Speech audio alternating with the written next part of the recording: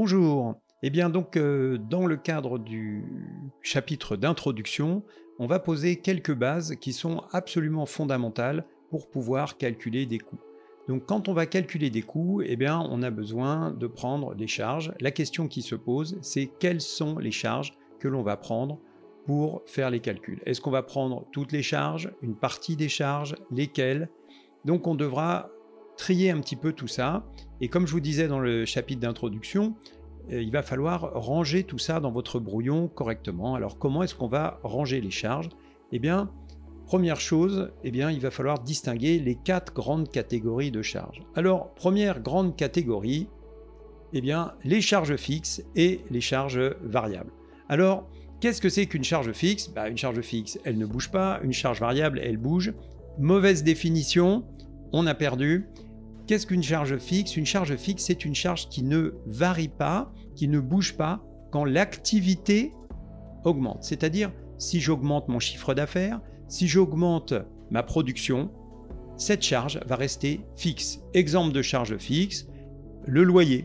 Vous comprenez bien que si je prends l'exemple d'une boulangerie, le loyer que paye le boulanger pour occuper ses locaux, il reste le même que je produise une baguette, 2 baguettes, 10 baguettes, 1000 baguettes, ça sera toujours le même montant à payer. A l'inverse, les charges variables, elles varient en fonction du niveau d'activité. Donc, elles varient avec le chiffre d'affaires ou avec le niveau de production. Je reprends l'exemple de mon boulanger.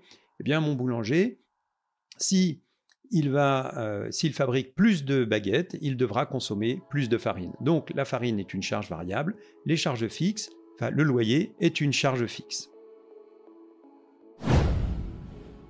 Deuxième grande catégorie de charges, les charges directes et les charges indirectes. Alors, vous avez vu, les charges indirectes n'ont pas l'air très sympas, et je vous confirme, elles ne sont pas très sympas.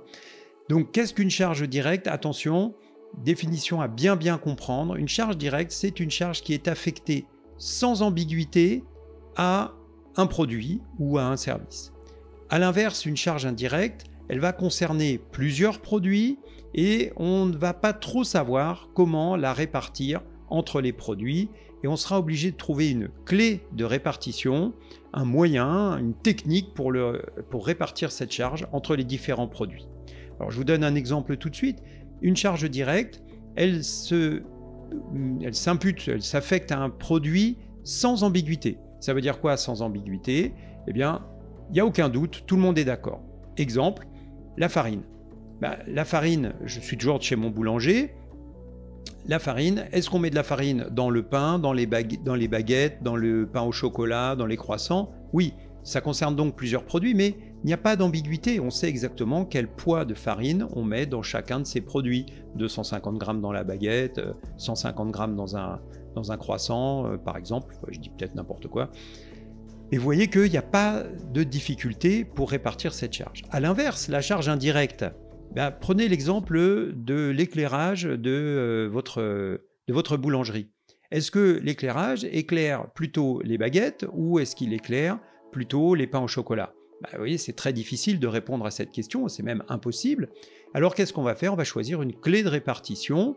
On va dire, par exemple, on va répartir la charge de l'électricité pour éclairer le magasin au prorata du nombre de produits faits. Alors si on a vendu 200 baguettes et 100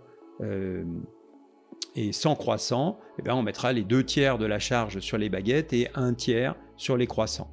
Mais vous voyez que c'est arbitraire, c'est-à-dire pourquoi répartir au nombre de produits et pourquoi pas par exemple répartir au chiffre d'affaires ou au nombre de mètres carrés utilisés par chacun de ces produits dans la pièce. Voilà. Donc charge directe, charge indirecte, charge fixe, charge variable, apprendre à les distinguer, c'est absolument fondamental.